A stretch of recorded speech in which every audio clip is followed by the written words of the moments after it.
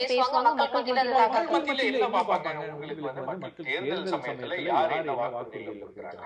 யார் என்ன வாக்குறுதிகளை நிறைவேற்றிருக்காங்க? இப்ப இந்த திமுக மீது இருக்கக்கூடிய கிரவுண்ட் லெவல்ல இருக்கக்கூடிய அதிருப்தி ரொம்ப அதிகமா இருக்கு. அதாவது அவங்க திமுகவினர் ஒரு சர்வே பண்ணாலே அந்த அதிருப்தி இருக்கிறது அப்படின்றது அவங்களுக்கு ரொம்ப தெரியும். அப்ப அந்த அதிருப்தியை மேலும் அதிகரிச்சு திமுகவுக்கு எதிரான ஒரு மனநிலையை உருவாக்கி அந்த இடத்துல உங்கள் பக்கம் ஆதரவை திரட்டுவதுதான் எதிர்கட்சி விடுதலை.